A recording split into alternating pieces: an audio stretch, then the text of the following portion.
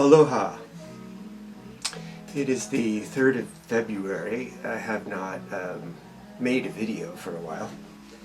Aloha, my name is Ben Lipman. I'm the farmer in South Kona, Hawaii.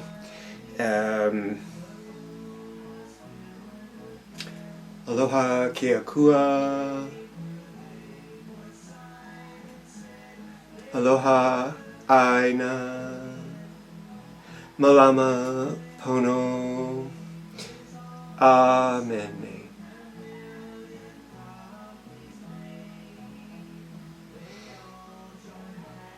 So just get the formalities out of the way. I'm going to insert copyright here. So copyright, oops, 2026 it should say. We'll put a screen up that's better on that. Copyright 2026, Benjamin Lipman, conditional permission to copy, share, and distribute. Permission is conditionally given to distribute per share-alike license, e.g., with full attribution. This permission is conditional and subject to change. No permission is given to modify this content. Mahalo. I do not give permission to apply my content or likeness in any form to any application involving artificial intelligence ever, for all time. No. Just me, as I am. Please. Okay, so it's worthy to consider some content. We're in kind of a moment.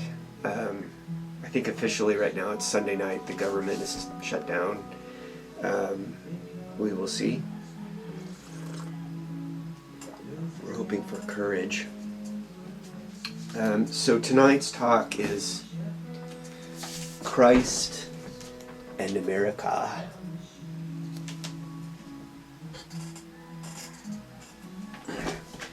And I'm going to just kind of work through. I've actually written something up because I want to keep on track. There's specific things I want to say. So I apologize. There's going to be a lot of reading. I'm going to try to do some ad-lib in there.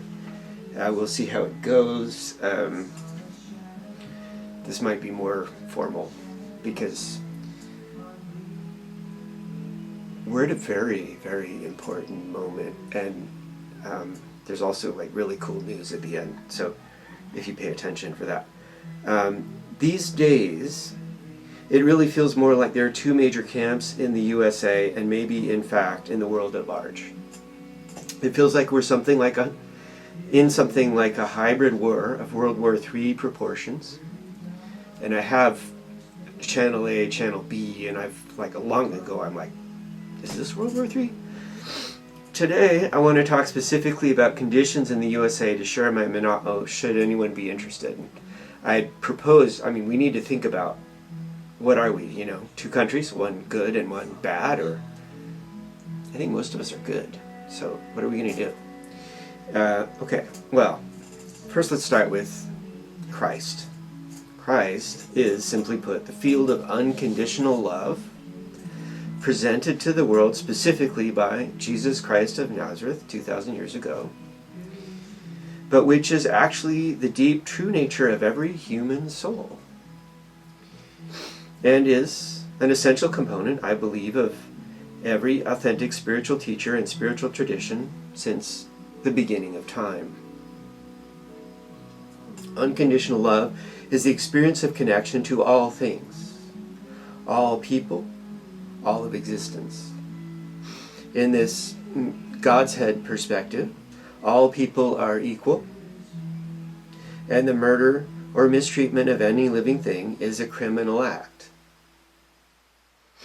Apparently, Jesus drew the line. I don't hesitate if there's a cockroach in my kitchen, okay? And I've had to make peace with Ganesh about rats, and some of you may know about all that, but apparently Jesus drew the line at fish, and apparently did eat fish, and I do too, but not every day. I personally have no interest in eating or harming any animal that breathes. with the exception of rats on my farm, which carry a deadly disease called rat lungworm. Mostly, however, I only kill rats that enter my personal living space. No, I don't eat them, but I do offer them to the wild creatures of the jungle, and apparently the wild hawks and feral cats appreciate the offerings. I live in a jungle, and there's enormous joy in battling the vines on a daily basis, but it is sometimes a challenge. Anyway, I live in Hawaii, on some beautiful aina. One of the best and most remarkable examples of the field of Christian love, we'll call it Christ consciousness, is when Charlie Kirk's widow, after having initially responded with anger, stood before a large crowd and demonstrated true Christian values of love, forgiveness, and compassion. The Christians present could not but have tears roll down their cheeks, stand in unison, having been touched so deeply, cheer, and applaud. She spoke right to their hearts. The whole story. Then Donald Trump took the stage.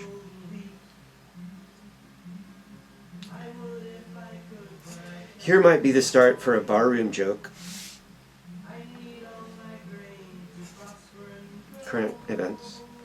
Tulsi Gabbard and 25 FBI agents walk into an election center in Georgia with a warrant from the state of Missouri and take everything.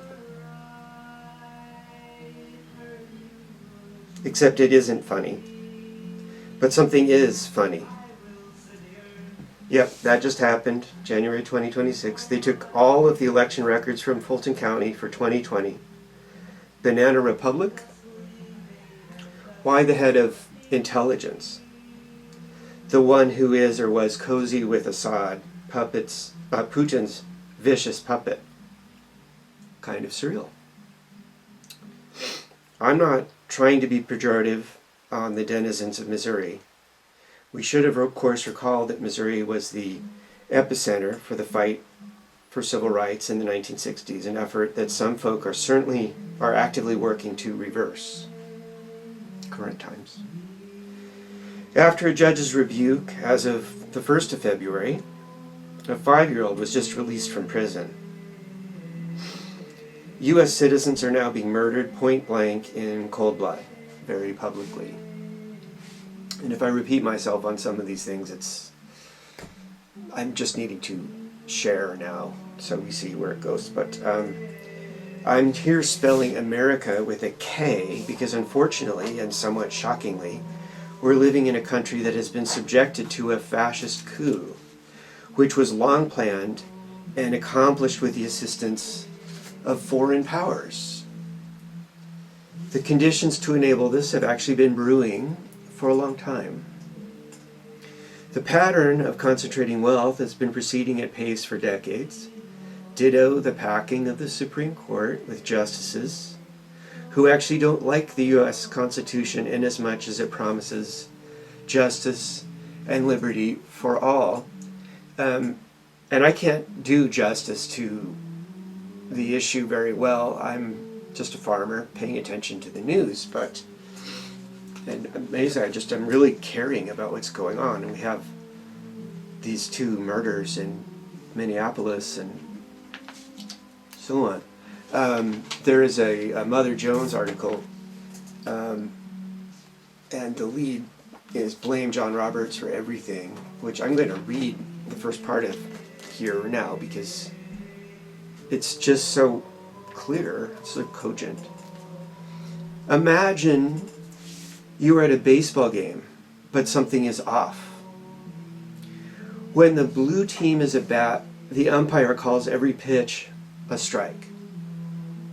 But when the red team is up, the umpire won't call a single one. When a red batter hits the ball into a blue player's glove, out. The umpire sends him to first base anyway. You can't believe what you're seeing. This is crazy, right? This is crazy. You look around. Does everyone else see what is happening? 20 years ago, John Roberts promised that as Chief Justice of the Supreme Court, he would be like an umpire, calling balls and strikes. 20 years ago. John Roberts promised that as Chief Justice of the Supreme Court, he would be like an umpire, calling balls and strikes. His promise charmed senators and the media, who believed that his predilection for executive power and long-held antipathy for civil rights could be moderated by his commitment to faithfully apply the law.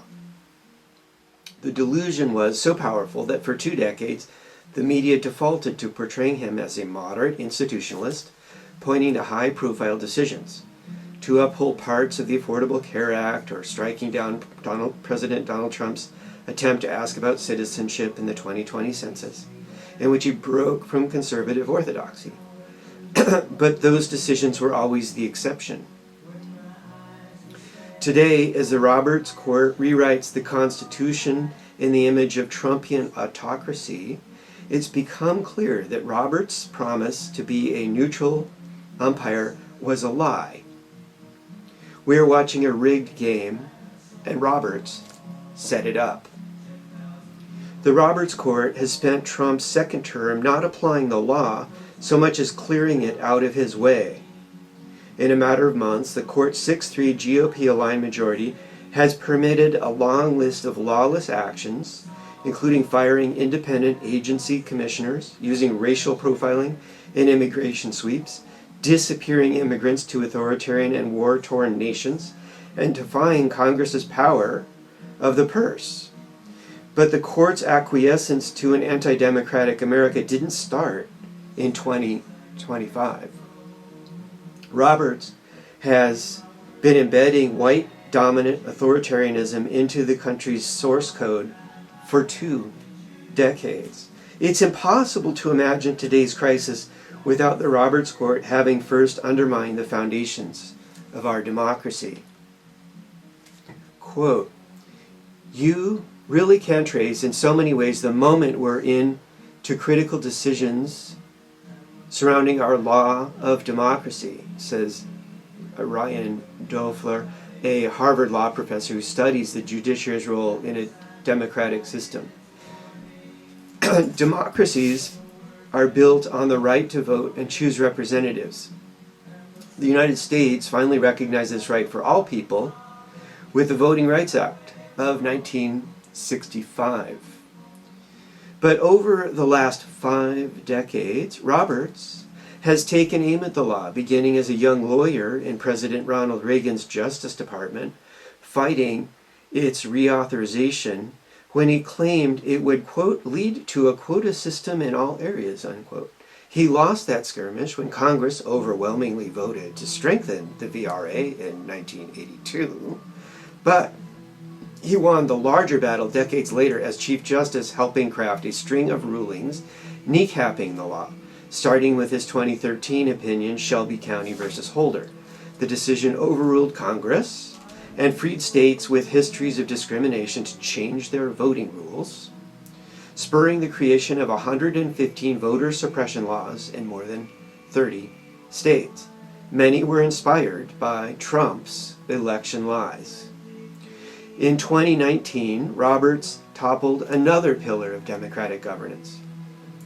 If you don't like a politician, you can vote them out, by writing in Rucho versus Common Cause that federal judges could not even review claims of partisan gerrymandering, deeming them, quote, "political questions beyond the reach of the federal courts," unquote. In the decision, Roberts pinky swore that courts could still block, quote, racial discrimination in districting, unquote. But now, the Supreme Court is on the verge of making that nearly impossible.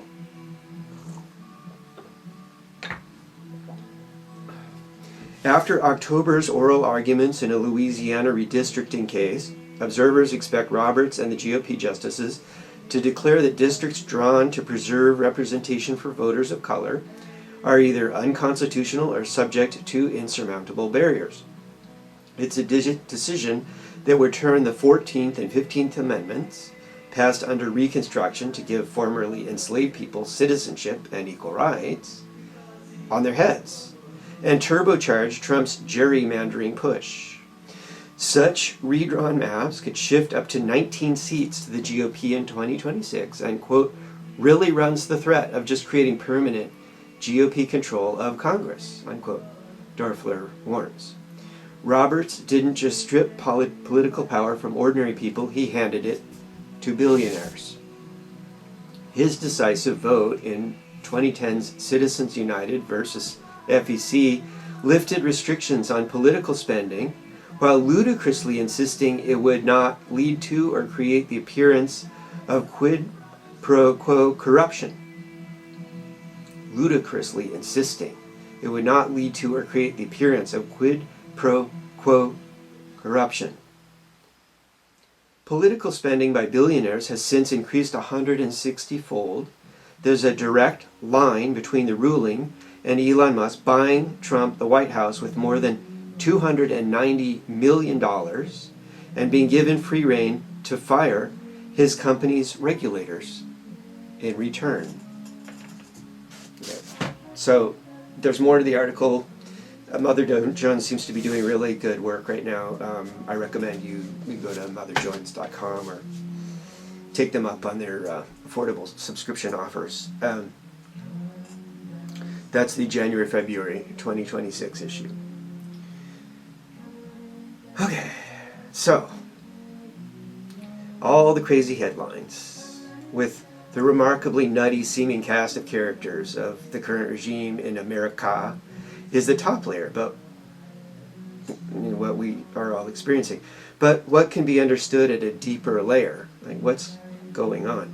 On some level, this is really complicated and requires some understanding of history. I'm going to try in this piece to share some thoughts. We need to go back home to some fundamentals. Let's start with a couple of key terms. So, what is fascism? According to the American Heritage Dictionary, fascism is 1A, a system of government marked by centralization of authority under a dictator, a capitalist economy subject to stringent government controls, violent suppression of the opposition, and typically a policy of belligerent nationalism and racism. Now, if threatening to destroy an organization by removing its essential federal funding isn't violence on some level, if money isn't soft bullets, okay, but money is soft bullets, and that is a form of violent suppression if it's basically illegal. 1B, a political philosophy or movement based on or advancing such a system of government.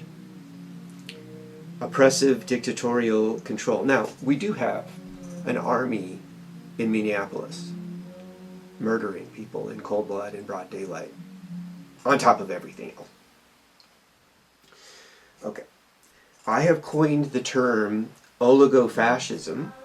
Oligofascism. So I coined this term just a few months ago, 2025, as far as I know, first use. Because actually, that is what we're dealing with in 2025, 2026.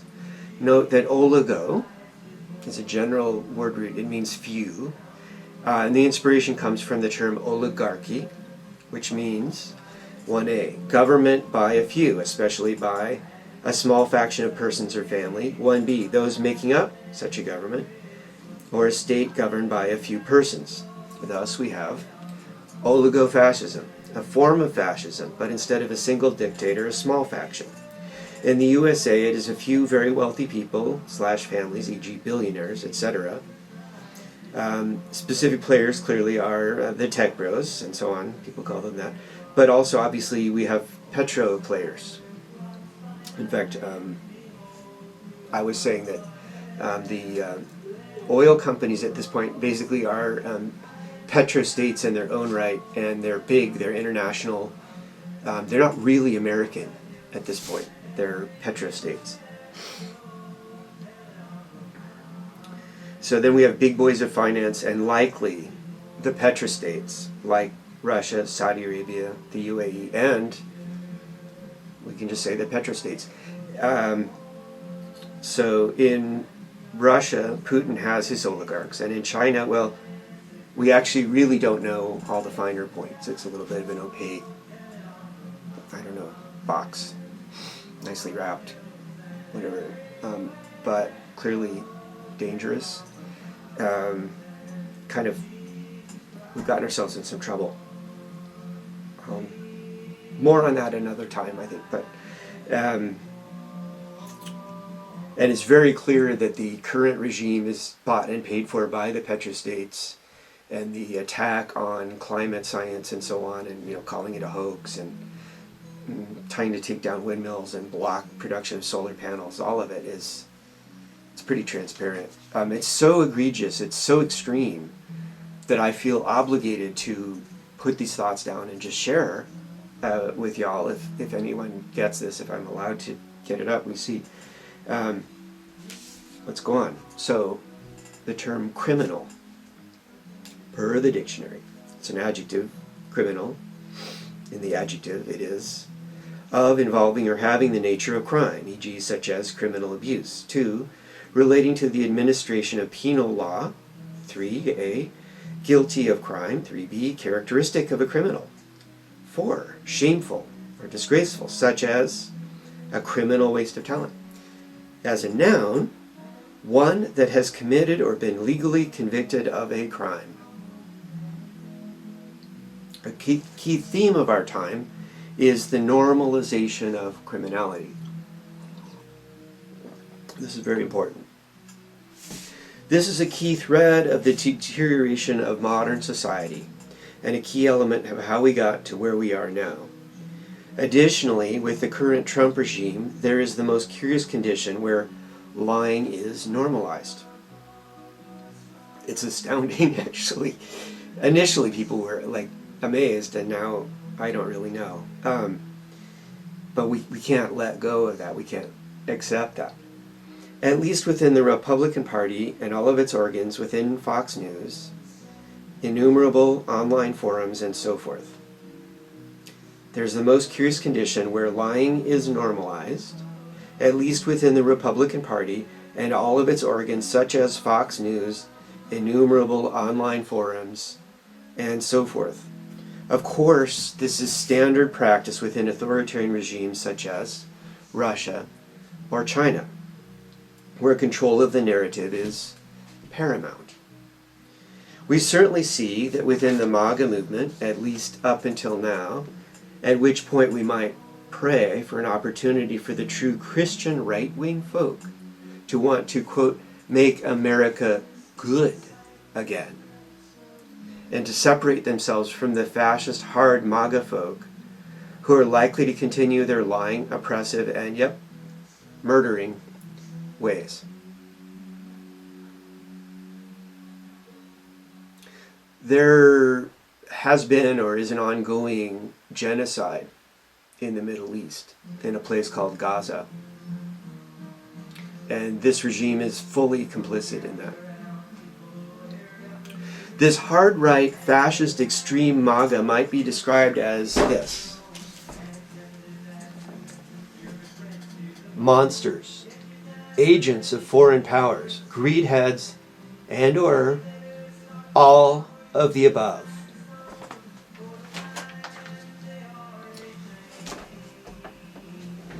It's time for people who are conservatives to be conservative. You don't have to be an asshole to be a conservative, but if you're an asshole, you might call yourself a conservative. This is really important. It is likely noteworthy that for some mysterious reason, I'm back to the Tulsi Gabbard and 25 FBI agents walk into an election center in Georgia with a warrant for misery and take everything. It would be a joke, but it's not funny.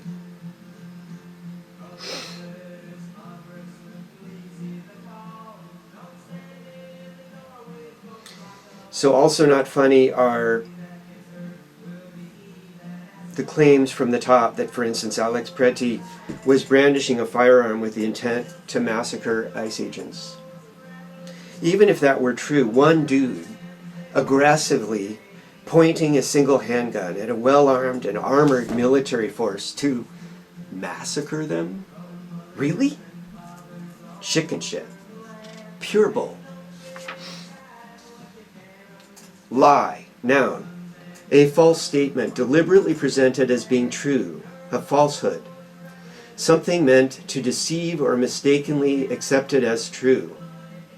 Verb. To present false information with the intention of deceiving, or to convey a false image or impression, such as appearances often lie. The idiom, to lie through one's teeth, to lie outrageously and brazenly. When a criminal lies and pretends to be a good person, we might call that a wolf in sheep's clothing. Evil politicians obviously do this on a regular basis, and so do corporations. To ground this in the familiar parlance of the New Testament, we have Matthew 7:15. Watch out for false prophets. They come to you in sheep's clothing, but inwardly they are ferocious wolves. By their fruit, you will recognize them. Genocide, murder, lies, collusion with foreign powers, stolen elections and election materials.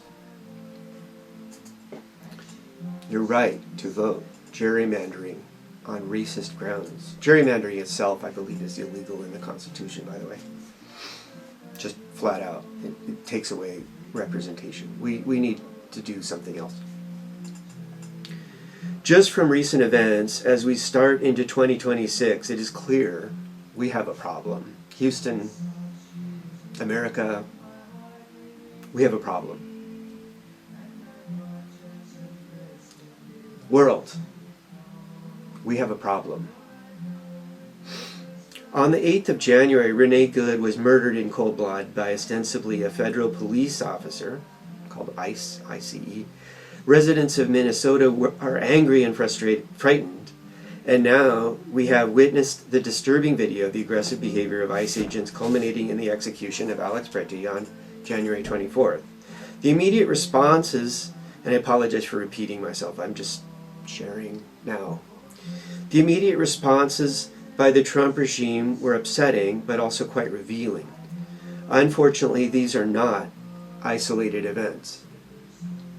People are being kidnapped and disappeared, not just in Minneapolis. Even citizens of the United States are experiencing illegal, warrantless home invasions and kidnapping. Amendments 1, 2, and 4 of the U.S. Constitution are being brazenly violated. As of January 29th, apparently, ICE has violated nearly 100 court orders. The congressional law requiring the release of the Epstein's files has been flaunted. Domestic damage to basic institutions and norms has been enormous. But that's not all. International impacts are comparable or possibly more serious. Donald Trump has done permanent damage to NATO, threatening military or financial attack if Denmark did not give up Greenland, culminating in a remarkable, seemingly unhinged diatribe at Davos, January 2026. The response was strong, in some cases expressing a sense of betrayal. These are our friends. One of the greatest speeches was given by Canada's Mark Carney, which included this remarkable phrase. Great powers, Carney said, are using economic integration as weapons, tariffs as leverage, financial infrastructure as coercion, supply chains as vulnerabilities to be exploited. You cannot live within the lie of mutual benefit through integration when integration becomes the source of your subordination. Note these words can be used to consider the implications of our dependence on telephone equipment, smartphones, and computers when evil corporations and government agencies are using them to surveil us, or worse, and it's not just our government. Normalization of criminality, indeed. On my Channel B presentation, Backdoors and Kill Switches, we'll go into some of the details with bits of practical advice for citizens wishing to attempt for semblance of liberty in these strange times, so stay tuned. The article I was reading from is New York Times, January 25th, 2026, Ezra Klein. Quote, Trump just proved Carney's point.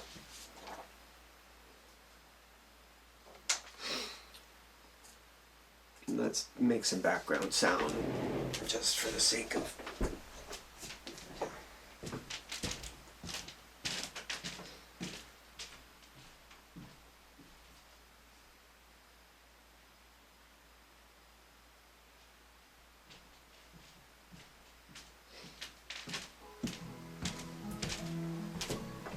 Hopefully it comes out. Okay, so... Aloha. So I love you all. I love everybody. I love this world.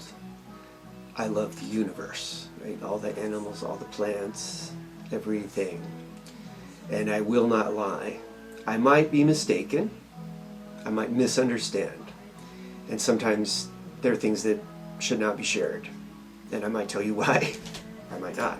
But I will not intentionally ever lie to you. I mean no harm. Private inurement by the Trump family and friends is remarkable, unprecedented, illegal, and disgusting. The Department of Justice has been weaponized to attack Trump's political enemies. The EPA has been turned on its head and is now charged with helping polluters to pollute. Climate science is under attack, as are efforts to address climate change. The fossil fuel industry apparently has bought a president and perhaps an entire political party. Education and science at large are under attack. People who have any sexual identification other than standard heteroorthodoxy and anybody with brown or black skin, these people are direct targets. As, by the way, is any activist or person who might organize against this fascist coup. I've already explained there's been many attacks in my life and people are being killed.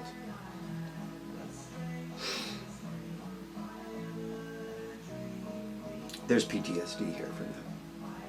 It's a real thing. The list goes on. We seem to have been dropped into some kind of Dr. Seuss reality where an entire political party and its remarkably broad-reaching propaganda apparatus seems committed to parroting lies. But it would seem there is more going on. In the wake of the execution of Alex Preti, apparently content, including the video evidence, which clearly showed the exact opposite of the official account coming out of the White House and its various mouthpieces, was blocked. TikTok. I personally experienced some weird interference online in trying to eventually managing to see this video, which was so disturbing there was no way I could be going to sleep within a few hours. Yikes. My phone lines are routinely turned off. Remarkable cyber attack is a common experience for me, and there's more. See Channel B. Clearly, we are in an exceptional moment for the United States, but also for the whole world. The Chinese character for crisis, remarkably, is composed of two elements. One is danger, the other is opportunity. Together. Danger, opportunity, crisis, moment. So there is a perspective silver lining. Matthew 10, lines 16 to 17, and then 25 through 28, Incidentally, more of Matthew 10 has confounded me for a while, but I finally understand that. We'll see if I go there on an ad hoc basis. But here it is. I am sending you out like sheep among wolves. Therefore be as shrewd as snakes and as innocent and loving as doves.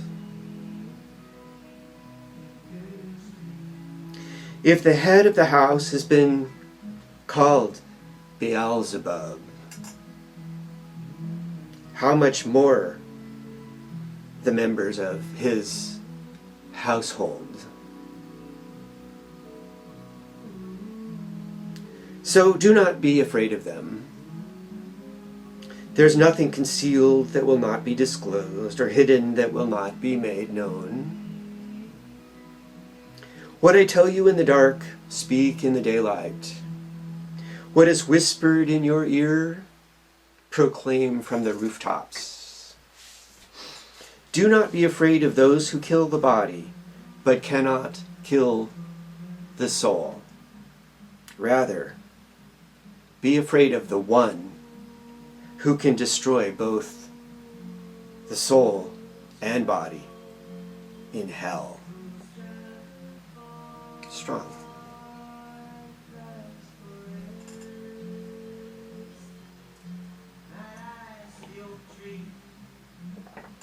What does that mean? Probably go into this another time in detail. So what is going on? What is the deeper story? Yeah, today's about geopolitics because it's essential. Our best resource as a person trying to study the data, the headlines, the direct lived experience. So understand, I am at heart a scientist, and I'm a scientist also of spiritual science, Vedic science. And part of science is always holding a little possibility that maybe you don't have the full picture, right? So in my physics, I look at the standard model and go, well, here's another way to think about it. I came to it a different way, and I think my proposal is a better fit for the data, just because it's a little more complete. It just expands everything just a little bit and explains like dark energy, and then dark matter is pretty easy, and boom. And we get some cool stuff along the way, the new quantum chemistry and stuff like that. But I'm still open to the idea. It may not be right, and in my book, I didn't get the dark energy quite right. I need to update that at some point, eventually. Okay, so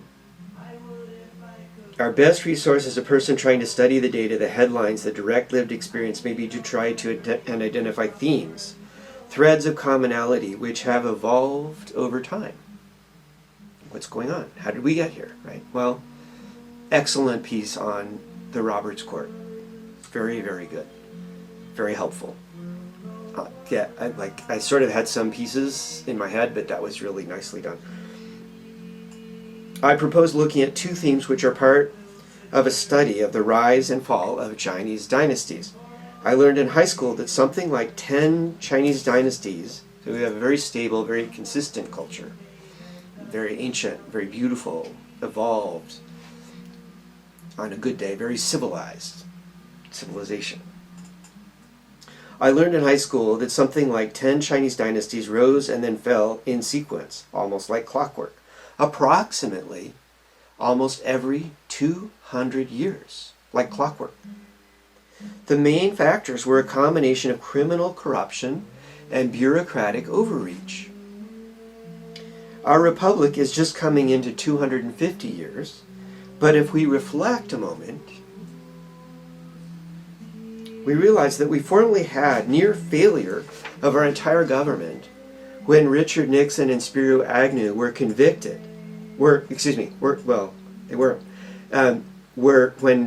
Richard Nixon and Spiro Agnew were convinced to peacefully leave office. But if we consider the whole context in this historic time, we might obtain better insight into our current crisis. Okay, so, but first an interlude. So, sip of water for me. Amazingly, At the birth of our country 250 years ago, famously and intriguingly, Thomas Paine wrote an essay titled The American Crisis, which starts out with these words. These are the times that try men's souls. So obviously we have to, update. These are the times that try people's souls, the souls of humans on earth. The summer soldier and the sunshine patriot will, in this crisis, shrink from the service of their country. But she or he, or whoever, that stands it now deserves the love and thanks of man and woman. I'll just keep to his text. Tyranny, like hell, is not easily conquered.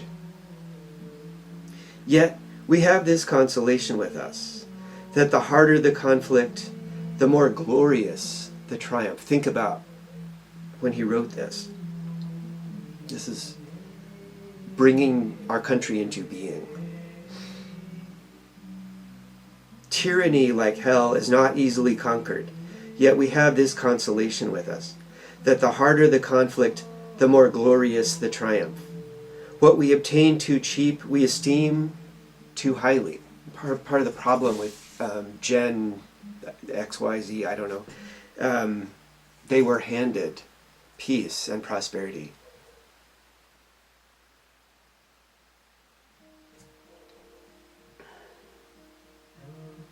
What we obtain too cheap, we esteem too lightly. It is dearness only that gives everything its values. Heaven knows how to put a proper price upon its goods, and it would be strange indeed if so celestial an article as freedom should not be highly rated. Britain, with an army to enforce her tyranny, has declared that she has a right not only to tax, but, quote, to bind us in all cases whatsoever. To bind us in all cases whatsoever.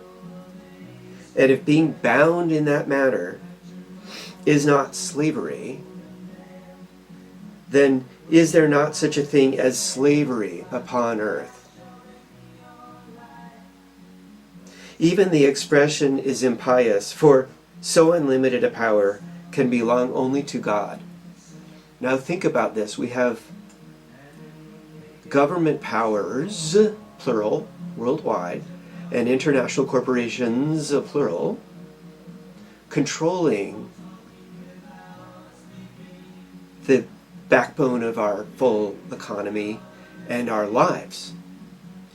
Smartphones can surveil where you are, but they can also track you. Even when they're turned off, apparently they are not listening in your bedroom or whatever, and they're pedophiles. And the TikTok ban initiated with a conversation about a march of disrobed children in front of pedophiles, a market for that. And that got I don't know if it was unanimous, but it was near unanimous, bipartisan action. Something happened.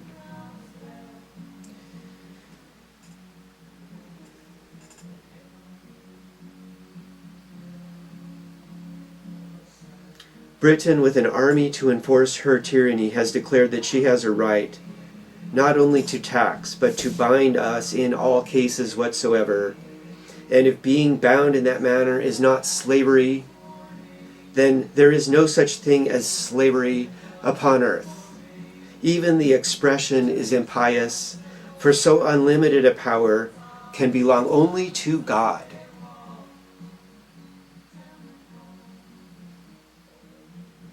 And God loves you. Indeed, the global oligofascism of technology now, used for surveillance and control, is being used in violation of civil rights and likely many other of the laws of humankind.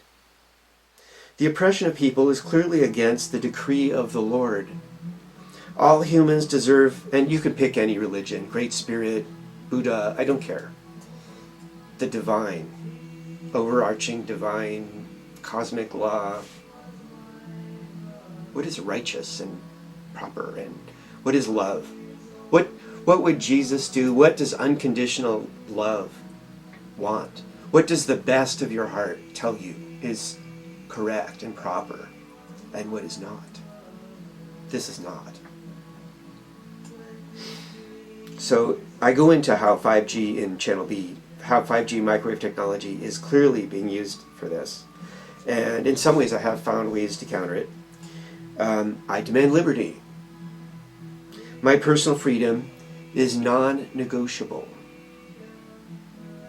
This is a core American value. I submit that anyone who does not recognize the basic rights as codified in our founding documents, the U.S. Constitution and the U.S. Bill of Rights, is not, in fact, a patriotic American. Obviously, anyone who has been working against America in concert with foreign powers or billionaires who aren't Americans in this definition, in this time of war, which it really does seem like, is in fact a traitor, subject to charges of treason. It's kind of a big deal.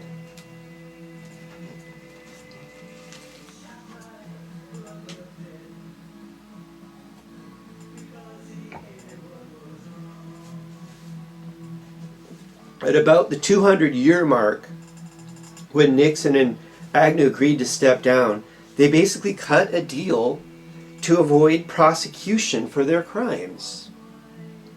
So at this point, that's year 200 approximately, it was clearly established that political power could mean an exception to the law of the land, that in a way a president or a vice president is not subject to the same rule of law as ordinary citizens.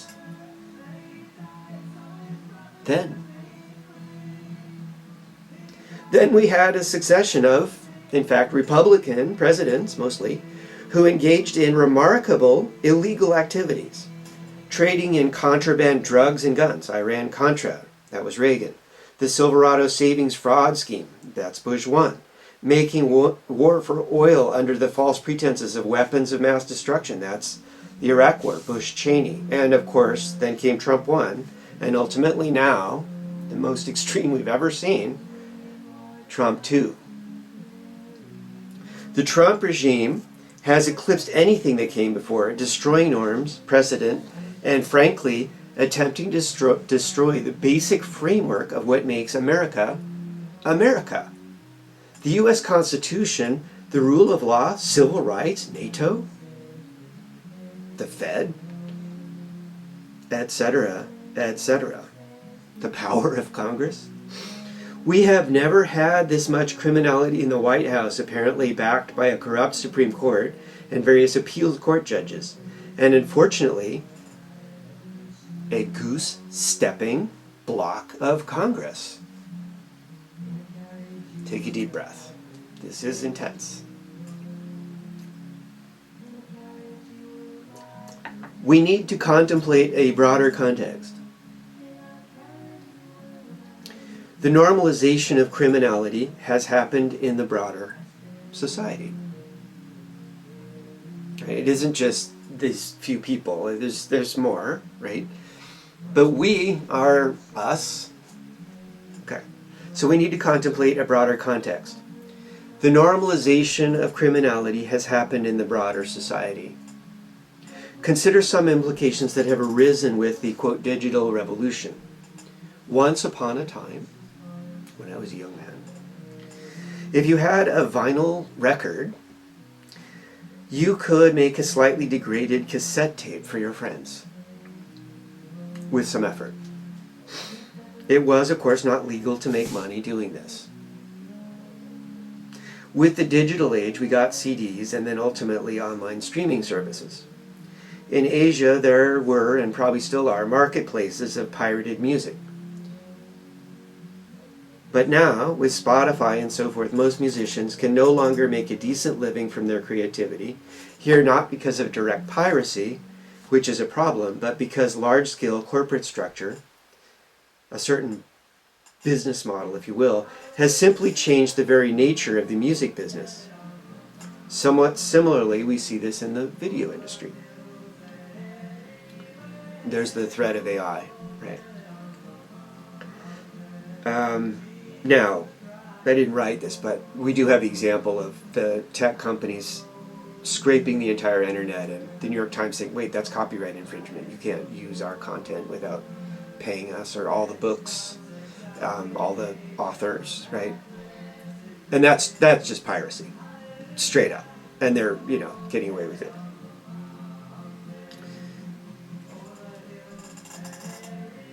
Meanwhile, nobody reads or can possibly be expected to read the many pages of legal language that provides effective immunity to tech companies should you wish to use a given piece of software or device, or maybe your internet service. But most people have to use an iPhone or whatnot just to live a normal life in contemporary society, to compete in the job market, to do normal interactions. Actually, there have been numerous instances of IT technology companies engaging in deceit as to security options or features that were not in fact as advertised, such as, for instance, Google's incognito mode. They were actually tracking and using, selling data probably, or whatever nefarious shit was actually going on, or is going on, who knows. All we know, we got this little black box, a little smartphone, and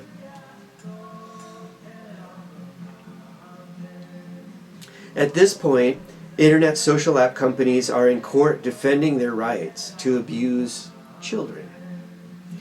In the US, it effectively relates to selling an addictive product, like the tobacco industry, which is damaging to, in this case, mental health. In Europe, the issue is about making child pornography, which for some reason is not yet being prosecuted in the United States of America.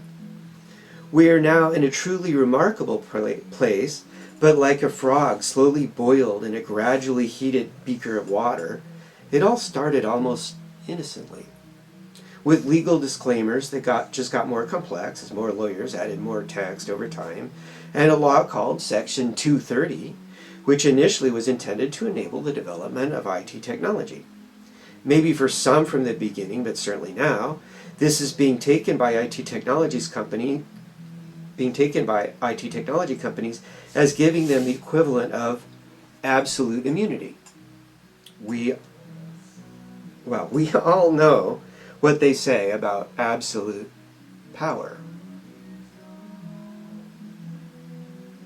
You can't give anybody absolute power. The Buddha said, don't take my word for it. Go within. Find your truth for you. Make your own connection to divinity. Then you know it, it's yours. Don't let someone tell you what is true. Someone may coach you, someone may help you, someone may hold your hand, someone may give you exercises, things to study, right? That's what we do with children and young people. We teach them how to go on their journey of learning, and then they learn their own way. Everybody has their own journey, and has a right to their own journey and their own freedom, to their own thoughts. They don't have the right to harm other people, though. In the 1960s, we had a civil rights movement because of a different normalization of criminality, which we know as racism. In God's eye, all people are equal, right? There's some mistaken people who think that white so-called Christian people are better, or some Jewish people think they're better. No. In God's eye, all people are equal. We're all human beings on this planet. It's our world for all of us. It's our world. One planet, one people, in a vast universe. In the aspirational language of our founding documents, all people have the right to life, liberty, and the pursuit of happiness. Yet we do not yet have an equal rights amendment for women. and other rights, like the right for woman to marry a woman, have flickered in and out. The Civil War was fought over the institutional racism known as slavery. In the 1950s, the KKK, often populated by police wearing hoods, would routinely lynch black men. Yesterday, black men were terrified of being pulled over by a racist white cop. Today, whole communities are being terrorized by racially profiling pseudo-police. Homes are illegally invaded without warrants. People are being kidnapped and disappeared, and citizens are being murdered in broad daylight, publicly. Criminal, adjective, of, involving, or having the nature of crime, e.g. such as criminal abuse. 2. Relating to the administration of penal law. 3a. Guilty of crime. 3b. Characteristic of a criminal. 4. Shameful or disgraceful, e.g. such as a criminal waste of talent. Noun. One that has committed or been legally convicted of a crime. Note that Article 2, Section 1 of the U.S. Constitution specifies that the President shall at stated times receive for his services, his or her, we have to update that now, a compensation which shall neither be increased nor diminished during the period for which he or she shall have been elected, and he or she shall not receive within that period any other emolument from the United States or any of them. But what about bribes?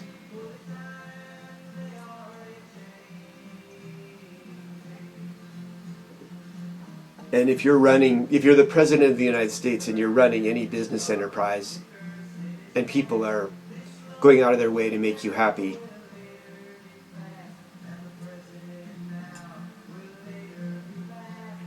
Article 2, Section 4 is pretty clear.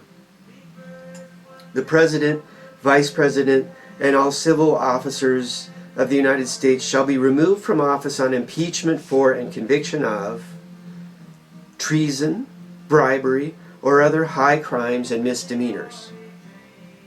Article 2, Section 4 is pretty clear. The President, Vice President, and all civil officers of the United States shall be removed from office on impeachment for and conviction of treason, bribery, or other high crimes and misdemeanors. Article 3, Section 1 is quite specific about the Supreme Court. The judicial power of the United States shall be vested in one Supreme Court, and in such inferior courts as the Congress may from time to time ordain and establish. The judges, both of the Supreme and inferior courts, shall hold their offices during good behavior, and shall at stated times receive for their services a compensation which shall not be diminished during their continuance in office. Does bribery constitute bad behavior? We have justices who've been flown into resorts by billionaires, wined and dined, and more. How about those weird shadow dockets in support of the fascist coup, which come without any explanation or legal justification? Is that normal? Is that good behavior? I don't think so. I don't think what the Supreme Court is. I just don't think the Supreme Court never. I don't think they ever did that before. For that matter, what about the immunity ruling? Or for that matter, Citizens United? There's a long list of dubious, fill in the blank, that should probably be discarded. And we certainly have some corrupt appeals judges too. We do also have Article 3, Section 3. Treason against the United States shall consist only in levying war against them, or in adhering to their enemies, giving them aid and comfort. No person shall be convicted of treason unless on the testimony of two witnesses to the same overt act, or on confession in open court. The Congress shall have power to declare the punishment of treason, but no attainder of treason shall work corruption of blood or forfeiture, except during the life of the person attainted. Now, I'm not a lawyer, so I don't know what all that means, but I think it means that if someone is convicted of treason, we have to take their money away before they're executed. Otherwise, it goes to their kin. That may be. I don't know. And that's all hypothetical, right? Like, I mean no harm, and I'm not advocating anything in particular. Just repair and peace. But justice, malama pono, to make things right, wherever that goes. Compassion and wisdom.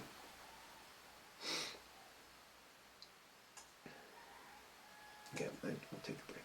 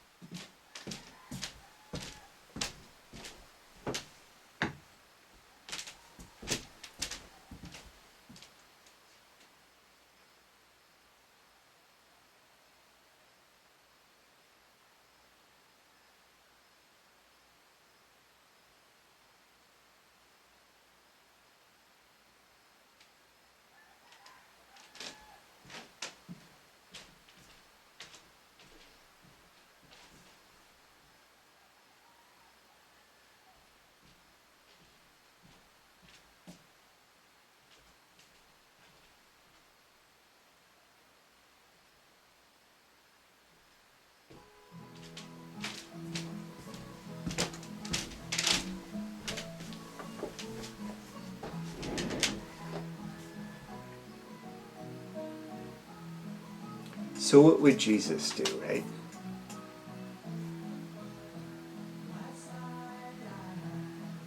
He was pretty strict about evil-doing people.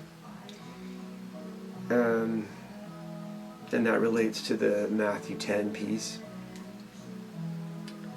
It is indeed quite clear that both Russia and China have engaged in election interference, and a number of parties have colluded to put the thumb on the scales to get the rump regime into power. In fact, I contend that the axes of evil, which include hard fascist MAGA, not all MAGA, just the hard fascist MAGA, are in fact at war with the Democratic Republic of the United States of America.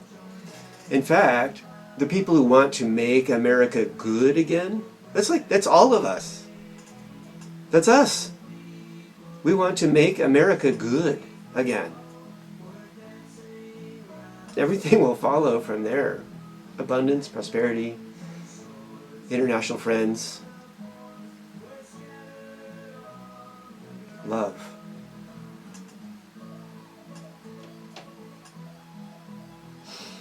I contend that the axes of evil, which include hard fascist MAGA, are in fact at war with the Democratic Republic of the United States of America.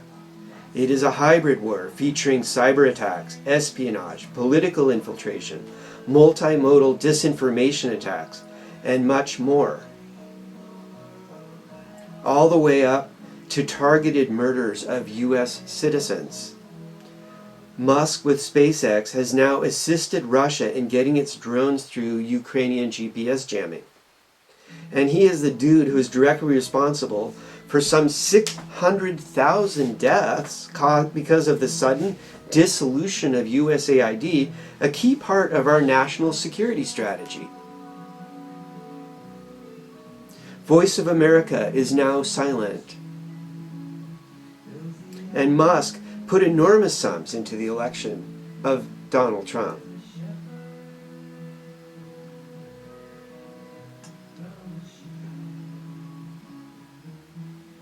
This is Channel A. There is an R-rated Channel B. Related to normalization of criminality is bigotry, and while the general theme is wanting to believe a lie,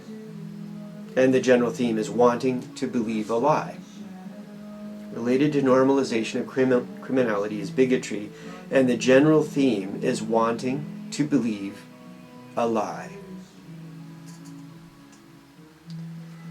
This is the very beating heart, the very beating black heart of white Christian nationalism. This isn't Christian. Which holds quite a close resemblance to Nazis. In fact, there is a considerable direct overlap.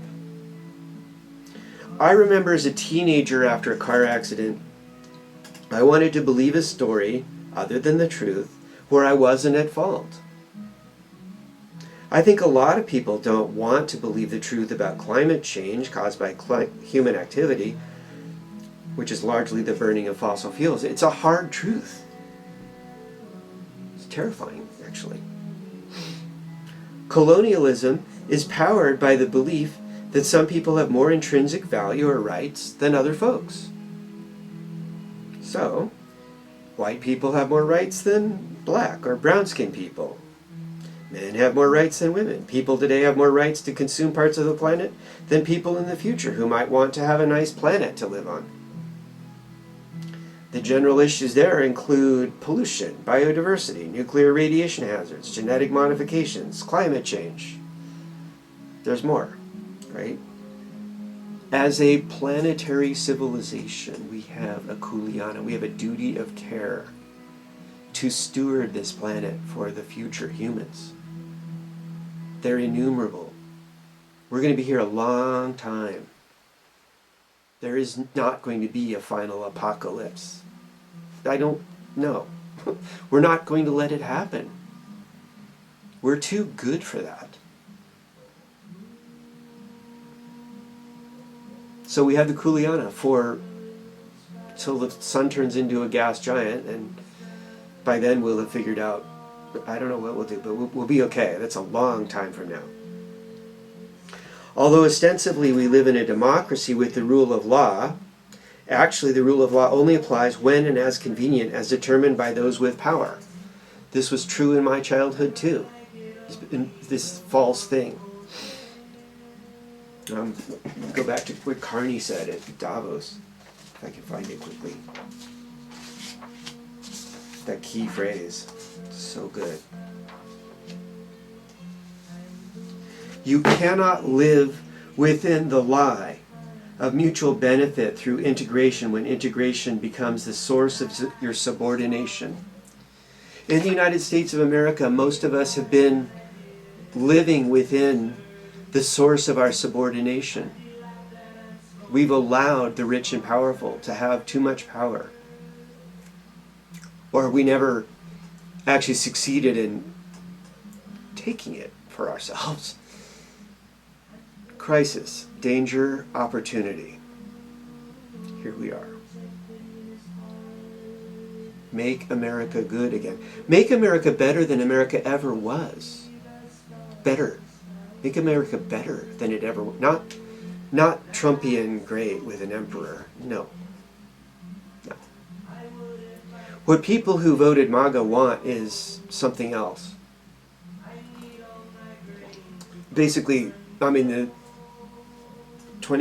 Agenda 2025 was there. I was like, oh no, that was the plan. So a little bit of bait and switch going on, I think. And a little people wanting to believe the lie. People still believe that the 2020 election was stolen, right? Sets the stage for something else here forth to come, and for the 2024, should things have gone the other way. Should the thumbs on the scales have not succeeded.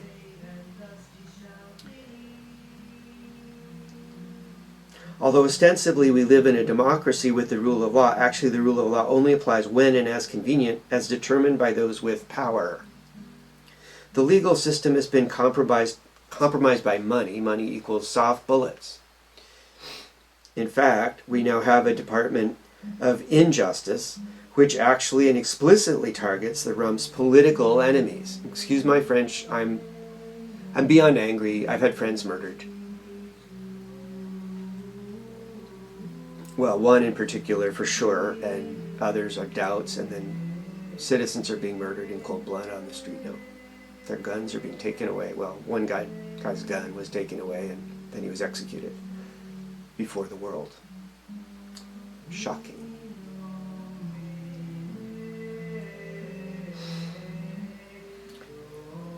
This is not democracy, nor is it the rule of law. We can do better. The fire hose of crazy impropriety is more than can be discussed even at great length, but we can at least try to get some overview perspective and contemplate a meaningful and actually effective response. Loudly complaining apparently doesn't do much to slow fascism. In fact, then you can become a target. Luckily, we do have courageous people standing up for what is right. So I have righteous anger. I'm a human being. Occasionally I toss out a curse word. It does happen. Lie, noun. A false statement deliberately presented as true, a falsehood. Something meant to deceive or mistakenly accepted as true. To present false information with the intention of deceiving. To convey a false image or impression, e.g. such as appearances often lie. Idiom.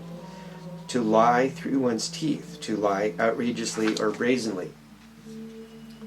Vicious. Adjective. Mean-spirited or deliberately hurtful. Malicious, such as vicious gossip. 2a. Extremely violent or injurious or cruel, such as a vicious blow to the stomach or vicious tactics in suppressing a rebellion. 2b. Marked by an aggressive disposition, used chiefly of animals. Marked by an aggressive disposition, an aggressive animal. 2c. Disposed to violent or destructive behavior, such as a vicious dictator. 3. Severe, powerful, or intense, or fierce, such as a vicious storm. 4a. Having the nature of vice, evil, immoral, or depraved, such as all men who succeed in finance in New York at last return to their native towns, assert that cities are vicious, and marry their childhood sweethearts. That's Sinclair Lewis. Then we have given to vice this is Charles Dickens. Given to vice, immortality, and depravity. Charles Dickens. Given to vice, immorality, Given to vice, immorality, or depravity. Charles Dickens. The sum and substance of it was that Oliver was a foundling, born of low and vicious parents. 5. Faulty or defective, such as a forced, vicious style of prose. Related to this would be misogyny, the hatred of women. 2 pit bull puppies raised separately. One loved and one cared for, and the other raised for dogfighting, intentionally treated with cruelty and abuse to make it vicious. Imagine that. These 2 dogs will be completely different. A female pit raised with love is one of the most incredible loving creatures you can encounter. Lovely with children. The other, of course, is a dangerous, vicious animal to the point that such a thing is illegal in some U.S. cities. Obviously, the counterpoint to the lack of rule of law, humans' rule of law, is the rule of law. But not just on the books, but actually enforced and legitimately feared. A guidestone is to consider the bigger picture. What is the rule of law from the perspective of divine power? What are God's laws? Well, we have the good books and authentic religious leadership. Luckily, we have a wonderful American Pope, but who has been remarkably quiet since the execution of Alex Preti. Maybe this is because plenty of people are expressing strong opinions, and we don't need the Pope's help to know what is right and what is wrong in this situation at this moment. So, before proceeding, let us contemplate a very important question, which is, and I think I'm going to have to go deeper anon. The question is, what is evil? The dictionary tells us, but evil as an adjective, morally bad or wrong, wicked, such as an evil tyrant, causing ruin, injury, or pain, harmful, such as the evil effects of a poor diet, characterized by or indicating future misfortune, ominous, such as evil omens.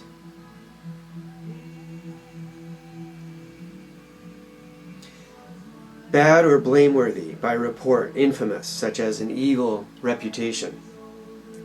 Characterized by anger or spite, or malicious, such as an evil temper.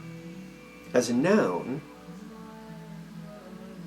the quality of being morally bad or wrong, wickedness. 2. That which causes harm, misfortune, or destruction, such as a leader's power to do both good and evil. 3.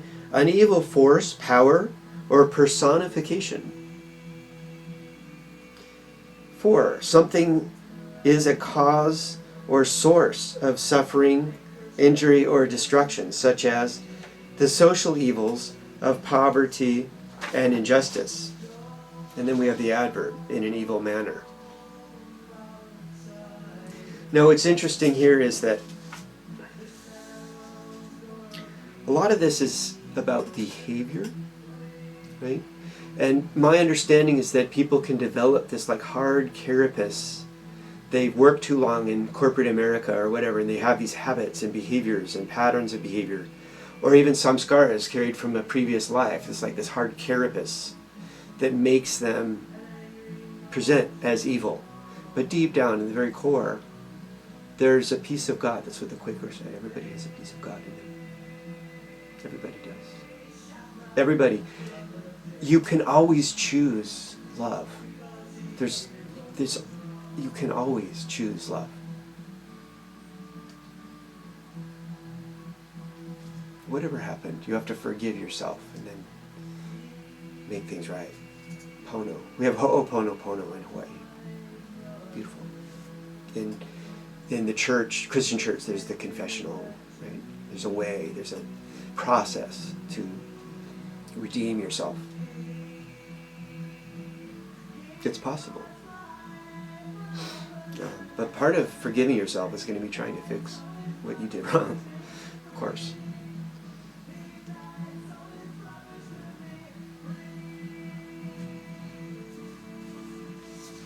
Did we already do vicious?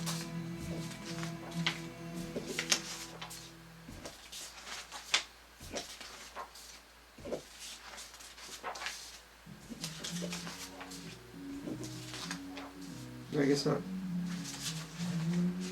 Oh yeah, no, we talked about the pit bulls, right? Okay, apologies, Kalamai. It's been going for a while. I don't even know how many hours we're in.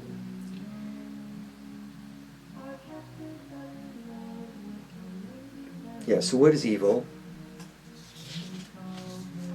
A bit on that. So what is terrorism? And why does it exist? Well, the dictionary definition of terrorism is really interesting, right? Because in the Bush era, we declared a war on terror. But we actually created a lot of terror. But now here we are. Terrorism, noun, in the dictionary, is the use of violence or the threat of violence, especially against civilians, in the pursuit of political goals. Now, if money is soft bullets and withholding funding or threatening to sue somebody or suing somebody is violence, especially when it's improper. It's just used as a weapon. I would contend that is a form of violence. The use of violence or the threat of violence, especially against civilians in the pursuit of political goals, the definition of terrorism. What is today often labeled as terrorism by powerful first world governments are in some cases the actions taken by people who face an existential threat or unlivable oppression and feel there is no option but to engage in violent action against their oppressors. Obviously, there's also action taken by extreme, violent, religious zealot fundamentalists. Note that modern instances, like now, might actually include Hindus, Zionists, and indeed now in the USA, people who may indeed call themselves Christians. Recall Matthew 7:15. Watch out for false prophets. They come to you in sheep's clothing, but inwardly they are ferocious wolves. By their fruit you will recognize them. By their fruit you will recognize them. I will take more time later to share spiritual perspectives on the topic of evil. It's a big topic, as is the concept of soul. The moment requires me to try and get some perspective out in the public sphere, and no doubt this video is pretty long as it is. So I just, whipped out this text to kind of guide me, because I wanted to cover the territory here. But let me share what we can think about certain ideas and ideologies.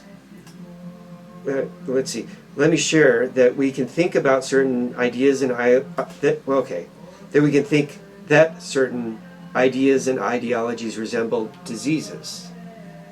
I'm a doctoral level practitioner of Ayurveda. I can't help myself. Normalization of criminality is a disease of society, if you will, and I kind of laid out a bit of my thoughts on that. I'm sure books can be written, many on this. When fascists use fear to disable and break groups, institutions, and demoralize a populace, we might call this a sort of affliction. Criminals will try to trick good people into participating in serious crimes, so then they feel they are criminals, who must continue to participate or at least acquiesce or stay silent to passively give assent. The further it goes, the worse it gets. This is how fascism takes root. This is what happened in Germany in the 1930s. Just say no. The remedy to shame, fear, and whatever else is courage and a felt sense of common cause on the side of righteousness. We're all human. Nobody is perfect. We must first forgive ourselves for our transgressions. All we can do is listen to our hearts.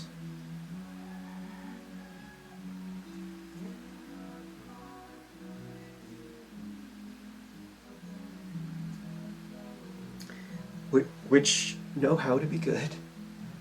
We're all human. We all have hearts. Our intrinsic nature as an incarnated soul is goodness.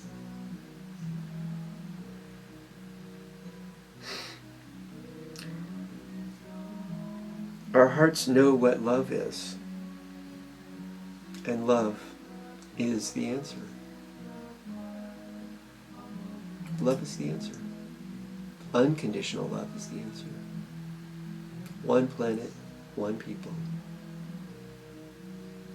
And we're evolving. We have to be compassionate for ourselves. We're this young civilization that's just beginning to do all these amazing things.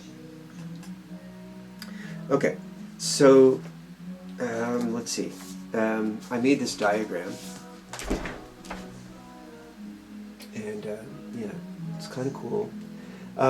So basically it's a thought about physics and politics. And the idea here is that in physics, if you have a wheel with a weight on it spinning around, when it's spinning, that's called kinetic energy. Okay? And if I have the weight up on the top, that's called potential energy because it can fall down. And when it's at the bottom, if it's not moving, there is not kinetic energy. Same here, no kinetic energy, but there's potential energy because if it's just the wind comes by, it might roll down. So then this one, there's no kinetic energy and no potential energy because it's already at a low energy point. Okay? So the thought is that in politics, actually, if you think about it, an oppressive regime is propping up the emperor or an oligo-fascist cabal, okay? But it's oppressing all the people to do it, right? To put themselves all the way up at the top. But it's unstable because the people hate it. They will fight it. They will eventually become terrorists if they're oppressed enough, right? It's just what's going to happen, okay, if they can.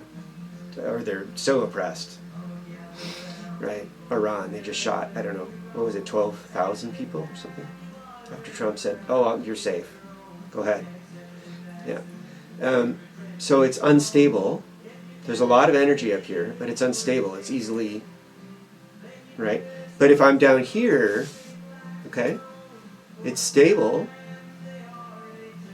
and it's stable. And if it gets perturbed, it comes back. And that's the brilliance of the United States Constitution. If we honored it, if we picked good leaders, and we followed the rule of law just from here, it corrects itself. And we still have the means. But we're in a point of crisis. Okay? Yeah, so there you go. Kind of an easy way to think about it, I hope. Okay. So there's that, and then I promised a little fun fact. The fun fact is, amazingly, as many are aware, the field of love. Now, is it a field? Because love, it's actually beyond space and time, and it's actually mysterious. It's beyond real comprehension of our rational mind. It's beyond space and time. Rupert Sheldrake does a study of how dogs know when their owners are going to come home. No explanation. He's just like, I'm a scientist, I'm studying this, I think it's interesting. There's some other thing going on that's beyond space and time. Somehow the dogs know. It's quite mysterious, right? Something about the love between the dog and the owner, I will contend. It's this other aspect, this underlying divinity that pervades the universe, truly. Some people call it God. Some people call it Great Spirit. Pick a name, it doesn't matter. And then you have all the different manifestations, and you have little personalities of it, and roll over a stone or split a piece of wood. You will find divinity everywhere, anywhere you look. If you're looking, you have to be looking. That's the thing, right? It's everywhere, everything. It is the most beautiful thing there is. The love of Christ, true Christian love, or pick your name, Great Spirit, Buddhahood, Buddha mind. Buddha mind is more complicated because Buddha was a Gyan yogi, more of the mind, more Christ, just heart, really heartful.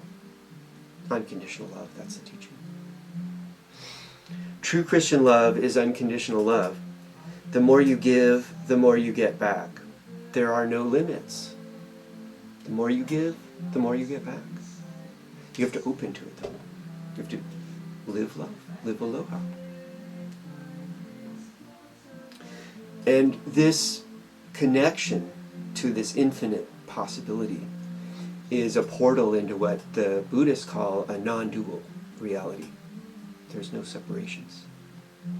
And that's why all people are equal, fundamentally, and deserve basic rights, civil rights. Every child deserves the right to love, food, clothing, shelter, safety, and education. And we can easily accomplish that on this planet. Easily. A high standard. Easily. And then the world changes. Peace on earth. Okay, so this is the fun bit. There is, in a previous video where I think I talked about our purpose on Earth, I introduced something called the Lipman scale. Okay, it has to do with this field of love. Well, A would be the whole planet, B would be the solar system, C would be the galaxy. There's actually a D. So the galaxy, that would be intragalactic,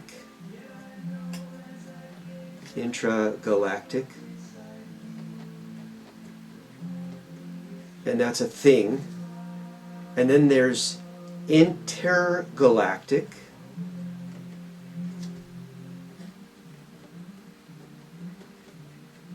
and if even one person on Earth is doing this, we get to write it down with a small letter like that.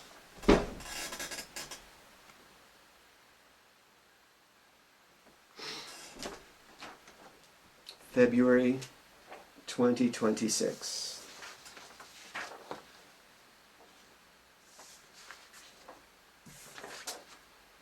And just for refreshment, my root guru would talk about the two axes, a vertical axis and a horizontal axis. I present this in the other video. So the horizontal axis is the material realm. And then we have the axis of who we truly are, incarnated souls. Pure essence of love is our true nature, witnessing awareness.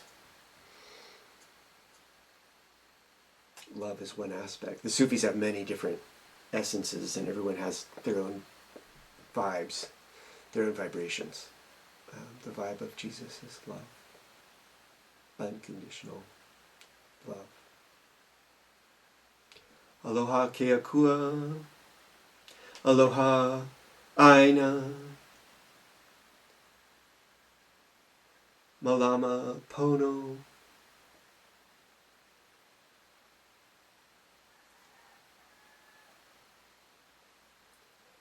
Amen. I love you.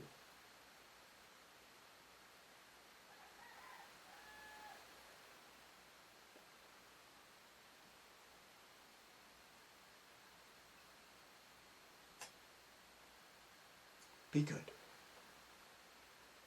Malama Pono. Amen. And that one just let me try it. Okay. In the bag, hopefully.